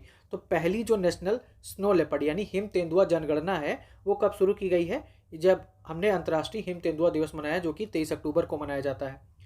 अब यह अगर हम पहल की बात करें यानी हैज़ 23 फॉर 23 पहल ministry of environment forest and climate, ठीक है, इसके द्वारा शुरू की गई है। तो कौन सा मंत्रालय इसमें इन्वॉल्व है, ये जो मिनिस्ट्री ऑफ एनवायरनमेंट है फॉरेस्ट एंड क्लाइमेट, ये इसमें इन्वॉल्व है। अगर हम भारत में स्नो लेपर्ड ये जो गणना हुई है इसकी बात करें तो हिमालयी क्षेत्र में, ठीक है, हिमालयी क्षेत्र में जहाँ जहाँ बर्फ होगी तो वहीं मिलेंगे, तो हिमालयी क्षेत्र में 718 स्नो लेपर्ड रिकॉर्ड किए गए हैं। सबसे ज़्यादा अगर हम बात करें हिम तेंदुआ कहाँ है तो लद्दाख में है, कितने, 477, हिमाचल प्रदेश में कितने हैं, 51, और फिर है उत्तराखंड में 71 स्नो लेपर्ड पाए गए हैं। यानी अगर हम बात करें सबसे ज़्यादा हिम तेंदुआ कहाँ पाए गए हैं तो लद्दाख में, उसके बाद उत्तराखंड में और फिर हिमाचल प्रदेश में, ठीक है। अगली योजना है राष्ट्रीय अनुसूचित जाति और अनुसूचित जनजाति हब योजना। तो यह योजना भारत में अनुसूचित जाति या जनजाति समुदायों के उद्यमियों को सशक्त बनाने के लिए शुरू की गई है। तो बेसिकली ये जो बिजनेसमैन होंगे, ठीक है, अनुसूचित जाति और जनजाति समुदाय में, उनके लिए ये योजना शुरू की गई है। इसमें क्या है, इस योजना का उद्देश्य है एमएसएमई पारिस्थितिकी तंत्र में समावेशिता बढ़ाना और हाशिए पर बड़े पड़े जो समुदाय हैं उन्हें आर्थिक रूप से मजबूत करना। योजना मुख्यतः सरकारी खरीद में 4% अनिवार्य लक्ष्य के जरिए अनुसूचित जाति जनजाति के उद्यमियों को सरकारी निविदाओं में भाग लेने और जेम पर पंजीकरण करने का अवसर देती है। इतनी कोई खास योजना है नहीं, अगर आपको याद रखना है तो याद कर लीजिए, बाकी कोई मतलब होगा नहीं। आंसर राइटिंग में ही कोड करने के काम आएगी कि भाई कैसे ही है जो SC ST के कल्याण के लिए सरकार क्या कर रही है, तो वहाँ पर आप इसको कोड कर सकते हो, ठीक है। बाकी अगला है ज्ञान भारतम मिशन। तो भारत की जो प्राचीन पांडुलिपियां हैं वो बिखरे ज्ञान को संरक्षित नई पीढ़ी तक पहुंचाने तथा आने वाली पीढ़ियों के संरक्षित रखने के लिए ज्ञान भारतम मिशन का उल्लेख जो है 2025-26 के बजट भाषण में किया गया। तो ये जो ज्ञान भारतम मिशन है इसका उल्लेख कहाँ हुआ है, जो बजट आया था 2025-26 का, उसमें किया गया था। और क्यों करना है, जो भाई हमारी पांडुलिपियां हैं पिछले प्राचीन काल की वो बिखरी पड़ी हैं, तो उन्हें एक पास कलेक्ट करना है, तो इतना ध्यान रखना है, ज्ञान भारतम मिशन। इसका औपचारिक शुभारंभ सरकार ने सितंबर 2025 में किया है। अगर हम बात करेंगे कि इस योजना या इस मिशन की घोषणा कब हुई है, तो केंद्रीय बजट 2025-26 में इसकी योजना मतलब इस मिशन की घोषणा हुई है। अगर हम बात करेंगे कि लागू कब हुई है, तो शुभारंभ हुआ है सितंबर 2025 में, तो इतना ध्यान रखना है। इसके तहत अलग अलग क्षेत्रों से जुड़ी देश की 1 करोड़ से अधिक पांडुलिपियों को संरक्षित एवं डिजिटाइज कर विभिन्न भारतीय भाषाओं में लोगों तक पहुंचाया जाएगा, ठीक है। आगे है, इसी संदर्भ में ज्ञान भारतम पर एक अंतर्राष्ट्रीय सम्मेलन का आयोजन संस्कृति मंत्रालय नई दिल्ली के विज्ञान भवन में 11-13 सितंबर 2025 को किया गया। तो ये जो ज्ञान भारतम पर एक अंतर्राष्ट्रीय सम्मेलन था, इसका आयोजन संस्कृति मंत्रालय नई दिल्ली के विज्ञान भवन में हुआ है 11 से 13 सितंबर 2025। और इसकी थीम क्या थी, पांडुलिपि विरासत के माध्यम से भारत की ज्ञान धरोहर की पुनः प्राप्ति, ठीक है। 12 सितंबर 2025 को संबोधित किया और साथ ही ज्ञान भारतम पोर्टल का शुभारंभ किया है। कुल मिला के आपने इतना ध्यान रखना कि ये जो भाई ज्ञान भारतम मिशन है, जो इसकी घोषणा हुई थी बजट 2025-26 में, अगर हम बात करेंगे शुभारंभ कब हुआ, तो ये हुआ है सितंबर 2025 में। जो हमारी पांडुलिपियां हैं उन्हें संग्रहित करना है, कलेक्ट करना है, बेसिकली ये इसका मुद्दा है, मतलब संरक्षित कर उन्हें डिजिटाइज करना है। और इसी संदर्भ में ज्ञान भारतम पर एक अंतर्राष्ट्रीय सम्मेलन हुआ था, कहाँ, विज्ञान भवन, संस्कृति मंत्रालय की तरफ से विज्ञान भवन नई दिल्ली में 11 से 13 सितंबर 2025 को। और वहां पर PM मोदी ने एक पोर्टल लॉन्च किया जिसका नाम था ज्ञान भारतम पोर्टल, ठीक है। फिर देखते हैं निवेशक दीदी द्वितीय का शुभारंभ हुआ है। निवेशक शिक्षा और संरक्षण कोष प्राधिकरण यानी IEPFA, जो कारपोरेट कार्य मंत्रालय के अधीन कार्यरत है, ने 1 सितंबर 2025 को हैदराबाद के पटेलगुड़ा पंचायत से अपने प्रमुख कार्यक्रम निवेशक दीदी के दूसरे चरण की शुरुआत की है। तो ये ध्यान रखना है भैया कि ये जो निवेशक दीदी का दूसरा चरण है, ये एक तो कब से शुरू हुआ, 1 सितंबर 2025 से शुरू हुआ है। और कहाँ से हुआ है, तो हैदराबाद में एक पंचायत है जिसका नाम है पटेलगुड़ा, ठीक है, वहाँ से इसका दूसरा चरण शुरू हुआ है। किसने शुरू किया है, तो कारपोरेट कार्य मंत्रालय के अधीन, ठीक है, एक प्राधिकरण है जिसका नाम है निवेशक शिक्षा और संरक्षण कोष प्राधिकरण, इसने इसका दूसरा चरण शुरू किया है। यह पहल महिलाओं के लिए और महिलाओं द्वारा की अवधारणा पर आधारित है, जिसका उद्देश्य ग्रामीण और वंचित वर्ग की महिलाओं को वित्तीय साक्षरता से सशक्त बनाना है। क्या करना है, जो ग्रामीण और वंचित वर्ग की महिलाएं हैं उन्हें वित्तीय साक्षरता से सशक्त करना है, ठीक है, जो फिनेंशियल लिटरेसी है उसमें उनको सशक्त करना है। दूसरे चरण के तहत इस कार्यक्रम को ग्राम पंचायत और गांव स्तर तक विस्तारित किया गया है। तो कुल मिला के इतना ही ध्यान रखना है कि भाई ये कहाँ से शुरू हुआ, किसने शुरू किया और तारीख क्या है, ठीक है। फिर अगला है प्रोजेक्ट आरोहण। तो यहाँ पर ही देख लो, ये जो प्रोजेक्ट आरोहण है ये किसने शुरू किया है, NHAI नहाई ने, ठीक है, NHAI national highway authority of India ने शुरू किया है। किसके साथ, वर्टिस इंफ्रास्ट्रक्चर ट्रस्ट के साथ, ठीक है। तो ये जो प्रोजेक्ट आरोहण है बेसिकली आपको यहाँ पर मिलेगा, ये नहाई मिलेगा यानी भारतीय, ये राष्ट्रीय स्वास्थ्य इन्होंने गलत लिखा है, पहले भी जब आई थी तब भी इन्होंने गलत दिया था, ठीक है, याद रखिएगा क्या है, ये है national highway authority of India, ठीक है, राष्ट्रीय राजमार्ग प्राधिकरण। तो ये आपको ध्यान रखना है। तो किसने शुरू किया है, NHAI ने इसको शुरू किया है। किसके सहयोग से, वर्टिस इंफ्रास्ट्रक्चर ट्रस्ट के साथ साझेदारी में इसको लॉन्च किया गया है, जिसका उद्देश्य है छात्रवृत्ति, मेंटरशिप और कौशल निर्माण पहल के साथ टोल प्लाजा कर्मचारियों के बच्चों की उच्च शिक्षा का समर्थन करना, ठीक है। तो ये आपको ध्यान रखना है। फिर इस योजना का क्रियान्वयन कौन कर रहा है, तो भारत केयर्स द्वारा इस योजना का क्रियान्वयन किया जाएगा। पहला चरण जुलाई 2025 से मार्च 2026 तक आयोजित किया जाएगा और छात्रवृत्ति के तहत 12,000 रुपये कक्षा 11 से स्नातक तक, यानी कक्षा 11 से ग्रेजुएशन तक कितना मिलेगा, 12,000 रुपये की छात्रवृत्ति मिलेगी और 50,000 रुपये स्नातकोत्तर यानी जो पीजी वाले छात्र हैं उन्हें 50,000 रुपये की स्कॉलरशिप मिलेगी। ठीक है, ये आपको ध्यान रखना है। और ये किसे दिया जाएगा, जो एनएच नेटवर्क पर टोल प्लाजा कर्मी हैं उनको कवर करती है। तो ये सबके लिए नहीं है, ये जो टोल प्लाजा के कर्मचारी हैं उनके बच्चों की उच्च शिक्षा को समर्थन देने के लिए ये योजना शुरू की गई है, प्रोजेक्ट आरोहण। किसने शुरू किया है, national highway authority of India, और सहयोग लिया है वर्टिस इंफ्रास्ट्रक्चर ट्रस्ट का। जबकि अगर हम बात करें क्रियान्वयन कौन करेगा प्रोजेक्ट आरोहण का, तो ये भारत केयर्स द्वारा इसका क्रियान्वयन किया जाएगा। ठीक है, फिर बात कर लेते हैं मिशन सुदर्शन चक्र। तो जब 15 अगस्त 2025 79वें स्वतंत्रता दिवस के अवसर पर प्रधानमंत्री नरेंद्र मोदी ने एक ऐतिहासिक राष्ट्रीय सुरक्षा पहल मिशन सुदर्शन चक्र की घोषणा की। तो आपको ये ध्यान रखना कि भाई जो मिशन सुदर्शन चक्र ये शुरू कब हुआ था, तो 15 अगस्त 2025 वाले दिन ये शुरू किया गया। और ये मिशन 10 वर्षीय मिशन है। ठीक है, 10 साल का मिशन है। भारत की महत्वपूर्ण संस्थाओं और प्रतिष्ठानों की सुरक्षा स्वदेशी तकनीक से सुनिश्चित करेगा। मिशन सुदर्शन चक्र भारत का स्वदेशी आयरन डोम, ये जो आयरन डोम प्रणाली है किसकी है, इजराइल की है। और अगर हम गोल्डन डोम की बात करेंगे तो ये किसकी है, अमेरिका की, जैसी वायु रक्षा प्रणाली है। तो जैसे आयरन डोम है, गोल्डन डोम है, वैसी ही सुदर्शन चक्र प्रणाली है। तो ध्यान रखना, आयरन डोम किसकी है, इजराइल की है। और अगर हम बात करते हैं गोल्डन डोम तो ये अमेरिका की है। यह मिशन शोध आधारित होगा और पूरी तरीके से भारत में विकसित किया जाएगा। मिशन सुदर्शन चक्र की अगर हम विशेषताओं की बात करें मेंस पर्पज से बेसिकली, ठीक है, कि क्या होंगी, तो एक तो उन्नत निगरानी प्रणाली होगी, साइबर सुरक्षा ढांचा होगा, भौतिक सुरक्षा सुदृढ़ीकरण और एकीकृत खतरा प्रतिक्रिया नेटवर्क। डीआरडीओ ने मिशन सुदर्शन चक्र के तहत अगस्त 2025 को एकीकृत वायु रक्षा हथियार प्रणाली का पहला सफल उड़ान परीक्षण किया है। ठीक है, तो ये सारी चीजें हो गई। अगली योजना है बहुविषयक शिक्षा एवं अनुसंधान सुधार तकनीकी शिक्षा योजना, जिसको मेरिटे कहा गया है। ठीक है, मेरिटे, मेरिट नहीं है, मेरिटे योजना है। तो 8 अगस्त 2025 को योजना शुरू हुई है। ये जो मेरिटे योजना है कब शुरू हुई है, 8 अगस्त 2025 को। ठीक है, 8 अगस्त को शुरू हुई है।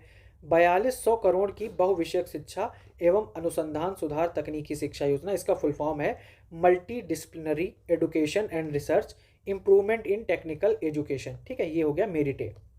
इसको मंजूरी दी है, कब दी है, 8 अगस्त को दी है। कितने, 4200 करोड़ की लागत है।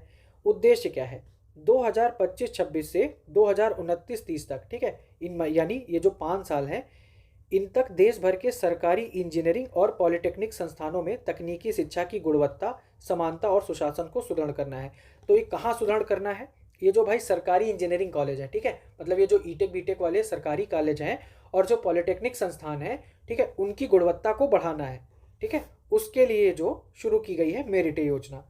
5 वर्षों तक ये योजना चलेगी, 2025-26 से 2029-30 तक।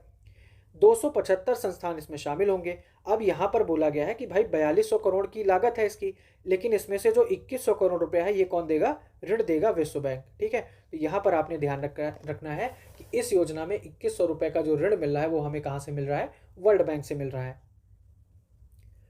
फिर आगे देख लेते हैं आयोग जो समितियां बनी है नई नई, उनकी बात करें तो आधार की नवोन्मेषण रूपरेखा में मजबूती के लिए सुझाव हेतु उच्च स्तरीय समिति का गठन किया गया है। तो आधार में क्या करना है, नवोन्मेष करना है, ठीक है, नवाचार करना है, तो उसकी मजबूती के लिए सुझाव मांगे गए। तो एक कमेटी बनाई गई है उसके लिए। उस कमेटी के जो अध्यक्ष हैं वो कौन है, नीलकंठ मिश्रा हैं। ठीक है, उस कमेटी के मतलब आधार में नवोन्मेष के लिए जो कमेटी बनी है उसके अध्यक्ष कौन है, वो होंगे नीलकंठ मिश्रा। इतना ध्यान रखो, बाकी सारी बातें छोड़ दो। आगे है ट्रांसजेंडर के अधिकारों की सुरक्षा हेतु नीति निर्माण के लिए समिति का गठन। तो यहाँ पर एक चीज ध्यान रखना कि भाई किसके लिए, ट्रांसजेंडर जो है उनके अधिकारों की सुरक्षा हेतु नीति निर्माण के लिए एक समिति का गठन किया गया है और उसके अध्यक्ष कौन बनाए गए हैं, आशा मेनन। ठीक है, कौन है, आशा मेनन की अध्यक्षता में एक समिति का गठन किसके द्वारा, सुप्रीम कोर्ट के द्वारा किया गया है। और अगर हम बात करें कि भाई इसमें कौन कौन शामिल है, तो अक्कई पदमशाली ये भी शामिल है जो कि कर्नाटक की पहली ट्रांसजेंडर हैं। उसके अलावा ग्रेस बानू है, वैजयंती बसंत मोगली हैं, सौरव मंडल और नित्या राजशेखर, उसके साथ ही संजय शर्मा। तो कुल मिला के इतने लोग शामिल हैं। आपको इतना ध्यान रखना है कि भाई ट्रांसजेंडर के अधिकारों की सुरक्षा है तो जो एक कमेटी बनाई गई है उसकी जो अध्यक्ष हैं वो कौन है, तो वो है आशा मेनन। फिर है राजीव गौबा के नेतृत्व में 2 उच्च स्तरीय समिति बनाई गई हैं। भारत सरकार ने नीति आयोग के पूर्णकालिक सदस्य एवं पूर्व कैबिनेट सचिव राजीव गौबा के नेतृत्व में हाल ही में 2 उच्च स्तरीय समितियां गठित की हैं। ठीक है, इन समितियों का उद्देश्य क्या होगा? अगली पीढ़ी के सुधारों को तेजी से लागू करना और विकसित भारत, जो कि 2047 तक का टारगेट है, कि महत्वाकांक्षी दृष्टि को साकार करना। फिर साथ ही कैबिनेट सचिव टीवीएस स्वामीनाथन की अध्यक्षता में, ठीक है, किसकी?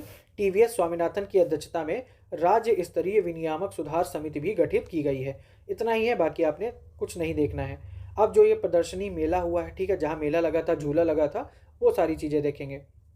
तो पहला क्या है? छठा अंतर्राष्ट्रीय सस्य विज्ञान कांग्रेस IAC 2025। ठीक है, क्या है? छठा है संस्करण, किसका है? अंतर्राष्ट्रीय सस्य विज्ञान कांग्रेस का है। तो देख लेते हैं। तो ये 24 से 26 नवंबर, ठीक है, कब से? 24 से 26 नवंबर के बीच नई दिल्ली स्थित पूसा परिसर में भारतीय सस्य विज्ञान सोसाइटी, ठीक है, यानी ISA द्वारा ICAR, फिर IARI, फिर नास, ये नास है, ठीक है, NAAS, और trust for advancement of agricultural sciences यानी टास्क के सहयोग से IAS 2025 का आयोजन किया गया। ये IAC है, यहाँ पर इन्होंने IAC लिखा है, यहाँ IAS लिख दिया है। बहुत ज़्यादा इस बार मिसप्रिंट है, ठीक है। इनको एक बार आप लोगों को इन्हें एक बार ये सारी चीज़ें बतानी चाहिए कि भाई आप लोगों ने बहुत इस बार मिसप्रिंट किया है। तो एक चीज़ ध्यान रखो कि बहुत लोगों ने मिला के इसका जो है आयोजन किया है। छठा अंतर्राष्ट्रीय सस्य विज्ञान कांग्रेस नई दिल्ली पूसा परिसर में 24 से 26 नवंबर के बीच आयोजन हुआ है। ISA, ICAR, IRI, NAS और TAS के द्वारा इसका आयोजन किया गया है। इतना ध्यान रखने की जरूरत है नहीं, वैसे बहुत कम चांसेस है इसका पूछने की, ये ध्यान रखिएगा।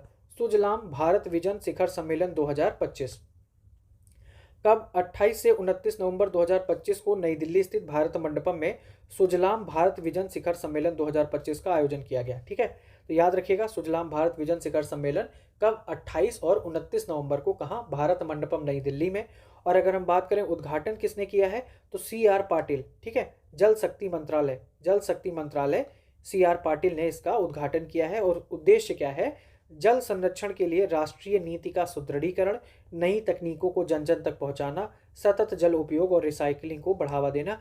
तो बेसिकली ये जो सुजलाम भारत विजन है ये जल संरक्षण से संबंधित है। ठीक है, अगला है भारतीय जनसंख्या अध्ययन संघ सम्मेलन।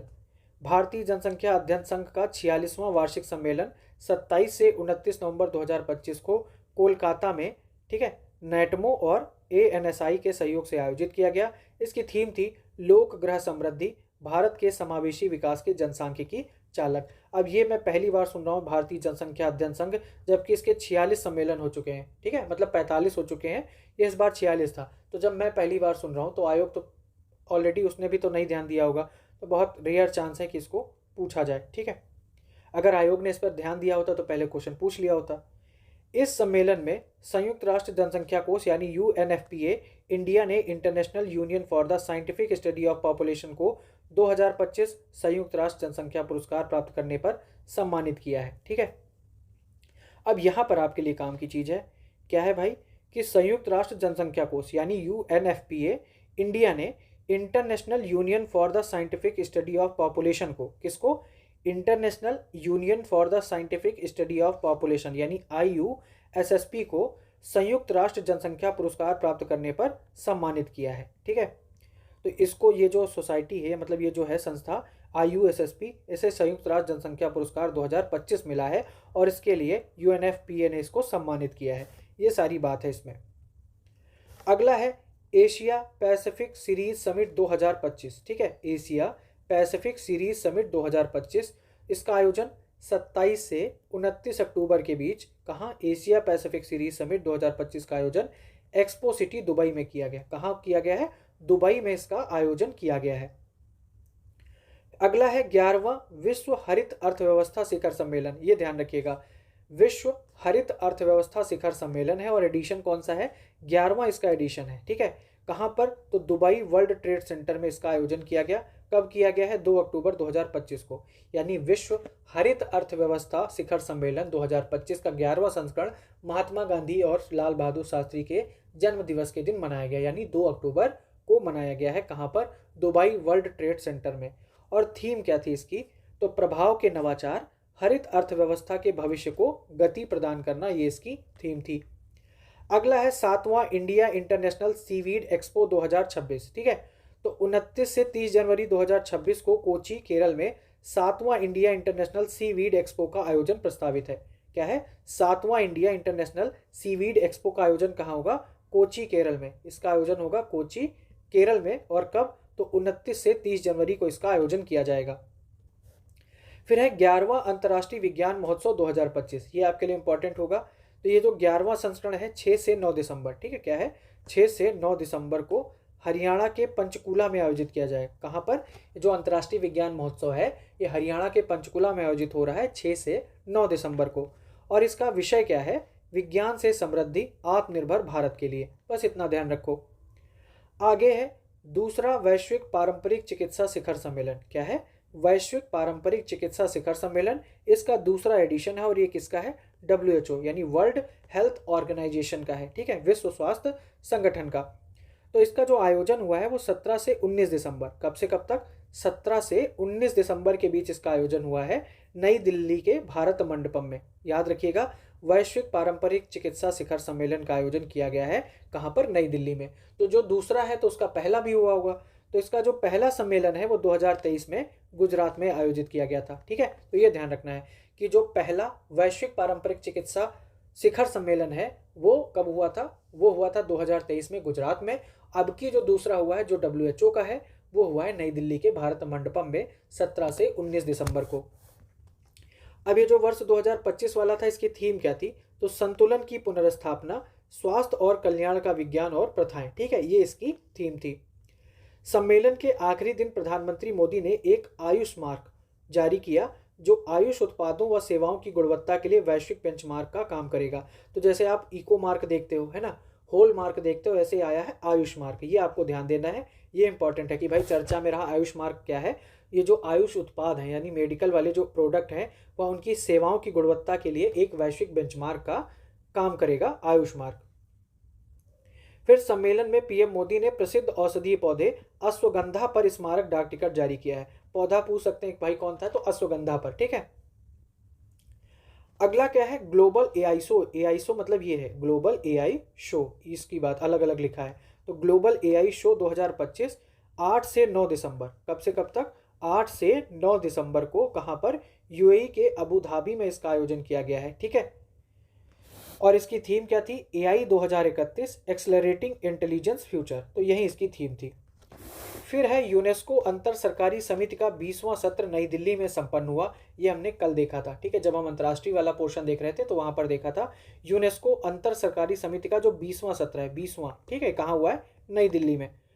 तो 8 से 13 दिसंबर। कब से कब तक? 8 से 13 दिसंबर 2025 के बीच यूनेस्को की अमूर्त सांस्कृतिक विरासत की सुरक्षा के लिए अंतर सरकारी समिति का 20वां सत्र कहाँ हुआ है? दिल्ली के ऐतिहासिक लाल किले में, ठीक है।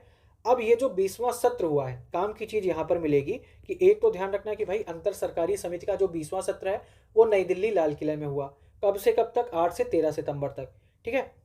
अब इसकी अध्यक्षता किसने की है? तो जो यूनेस्को में भारतीय राजदूत और स्थायी प्रतिनिधि हैं विशाल वी शर्मा ने, ठीक है। तो ये जो हुआ है सत्र 20वां, इसकी अध्यक्षता किसने की है? विशाल वी शर्मा ने इसकी अध्यक्षता की है। यह आपको पता होगा कि ये जो यूनेस्को की अमूर्त विरासत सूची है उसमें प्रकाश पर्व दीपावली को भी नामांकित कर लिया गया है, मतलब अब दीपावली इसमें शामिल हो गया है। अगला है वेटलैंड स्कूल नेटवर्क एशिया सम्मेलन 2025। ये कतई नहीं पूछा जाएगा, ठीक है, पढ़ने के लिए पढ़ लीजिए।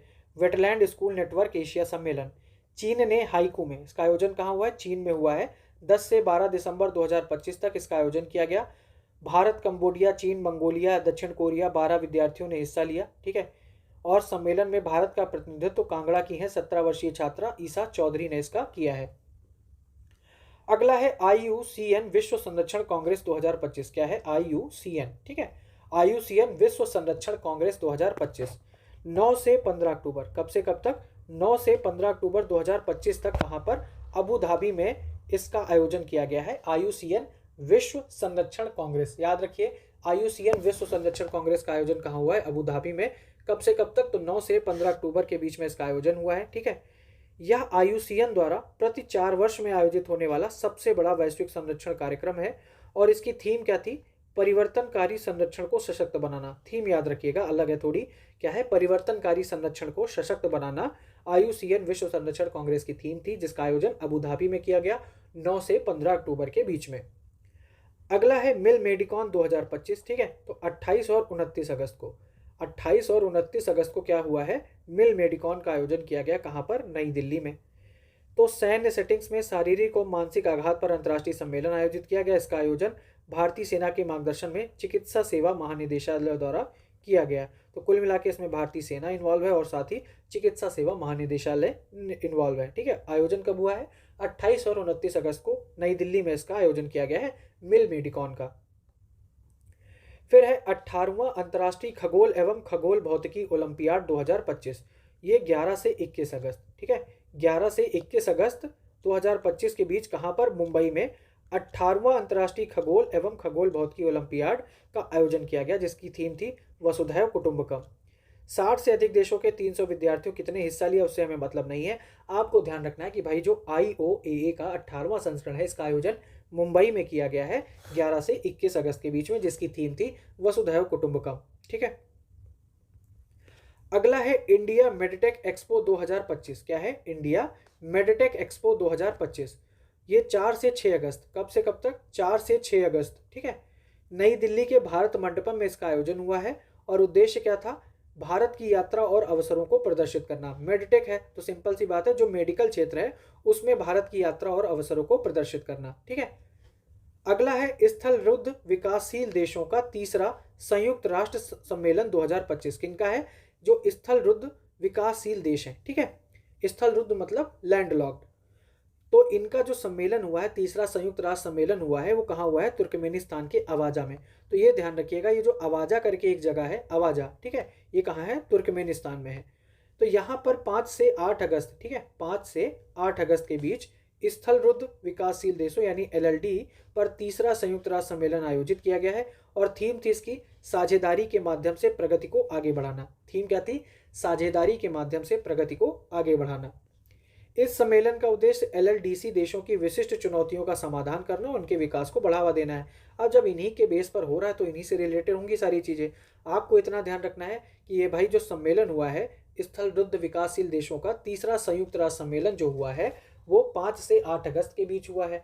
कहाँ हुआ है? तो एक अवाजा करके जगह है और कहाँ है ये? तुर्कमेनिस्तान में। और जिसकी थीम क्या थी? साझेदारी के माध्यम से प्रगति को बढ़ाना, ठीक है। फिर आगे है पहला। तो ये जो पहला है ये आपके लिए इंपॉर्टेंट हो जाता है। जिंदगी में हर चीज़ पहली जो है वो ज़्यादा इंपॉर्टेंट हो जाती है। जब आप पहली बार साइकिल चलाना सीखते हैं तो भी आपको याद रहता है। तो पहला बिम्स्टेक पारंपरिक संगीत महोत्सव। क्या है? बिम्स्टेक पारंपरिक संगीत महोत्सव, ठीक।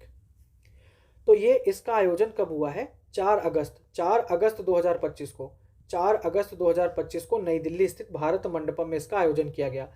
और शीर्षक क्या था? सप्त सुर, यानी 7 राष्ट्र एक राग, ठीक है। मतलब 7 राष्ट्र हैं, 7 राष्ट्र जो बिम्स्टेक में शामिल हैं, उन 7 राष्ट्रों का एक राग, तो वो शीर्षक है। अब बिम्स्टेक के जो सदस्य हैं यहाँ पर आपको पता चल जाएंगे। 7 सदस्य हैं बिम्स्टेक में। कौन कौन? भारत है, बांग्लादेश है, भूटान है, म्यांमार है, नेपाल है, श्रीलंका है और थाईलैंड। तो इनके कलाकारों ने इसमें हिस्सा लिया है। और ये जो पहले बिम्स्टेक पारंपरिक संगीत महोत्सव है, इसका आयोजन किसने किया है? तो भारतीय सांस्कृतिक संबंध परिषद, ठीक है, ICCR के द्वारा इसका आयोजन किया गया है। ये आपको ध्यान रखना है, इसके अलावा इसमें कुछ नहीं देखना है।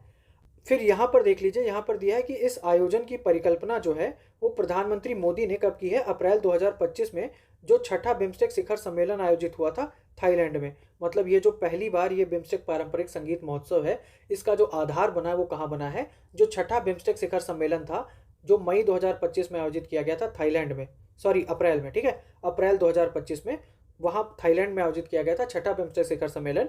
वहाँ पर इस आयोजन या महोत्सव की आधारशिला रखी गई थी PM मोदी के द्वारा। अगला टॉपिक है वर्ल्ड AI कॉन्फ्रेंस। क्या है? वर्ल्ड AI कॉन्फ्रेंस, ठीक है। वर्ल्ड AI कॉन्फ्रेंस की अगर हम बात करें 2025, तो ये आयोजित कहाँ हुई है? चीन के संघाई में। तो ये चीन के संघाई में इसका आयोजन हुआ है। अब ये 26 से 28 के बीच, अब कौन सा 26 से 28 है वो आप अपने दिमाग में सोच लो, अगर अच्छा लगे तो ठीक है। इनने तो लिख दिया कि 26 से 28, तो याद रखिएगा ये जो वर्ल्ड AI कॉन्फ्रेंस है ये 26 से 28 जुलाई, ठीक है, 26 से 28 जुलाई। यहाँ पर ये भी 28 भी नहीं है, सॉरी, 26 से 29 जुलाई। यहाँ पर डेट भी गलत दी हुई है। ये 26 से 29 जुलाई, ठीक, 26 से 29 जुलाई के बीच वर्ल्ड एआई कॉन्फ्रेंस 2025 का आयोजन किया गया है। कहाँ? चीन के संघाई में। केंद्रीय विषय क्या था? एआई युग में वैश्विक एकजुटता। ठीक है, क्या था? केंद्रीय विषय था एआई युग में वैश्विक एकजुटता। अगला है सेमिकॉन इंडिया 2025। प्रधानमंत्री नरेंद्र मोदी ने कब? 2 सितंबर 2025 को नई दिल्ली स्थित यशोभूमि में। अभी तक आप नई दिल्ली आता है तो आप भारत मंडपम लगाते हो, तो यहाँ पर ध्यान रखना है कि जो सेमिकॉन इंडिया जो है ये नई दिल्ली स्थित यशोभूमि में इसके चौथे संस्करण का उद्घाटन किया गया है। ठीक है, कब? 2 सितंबर को। फिर है पहला अंतर्राष्ट्रीय पाली सम्मेलन 2025। तो ये अंतर्राष्ट्रीय पाली सम्मेलन कौन सा है? पहला है। तो ये कहाँ हुआ है? श्रीलंका के कैंडी में। ठीक है, कैंडी श्रीलंका में इसका आयोजन हुआ है, ये ध्यान रखना। कैंडी श्रीलंका में हुआ है पहला अंतर्राष्ट्रीय पाली सम्मेलन। भारत के सहायक उच्चायोग और पेराडेनिया विश्वविद्यालय की संयुक्त मेजबानी में 26 अगस्त 2025 को पाली अध्ययन के भविष्य पर पहला अंतर्राष्ट्रीय सम्मेलन आयोजित किया गया। मुख्य विषय था पाली भाषा का भविष्य। ठीक है, मुख्य विषय क्या था? पाली भाषा का भविष्य। तो इस तरीके से जो हमारा ये सेशन था, ठीक है, वो कंप्लीट हो जाता है, जिसमें हमने आयोजन देखे, योजना देखे, ऑपरेशन देखे, चर्चित व्यक्ति, नियुक्तियां, ये सारी चीज़ें देखी हैं। अंत में अगर आपको वीडियो पसंद आता है तो इसे लाइक ज़रूर कीजिए। ठीक है, बाकी पढ़ते रहिए। धन्यवाद।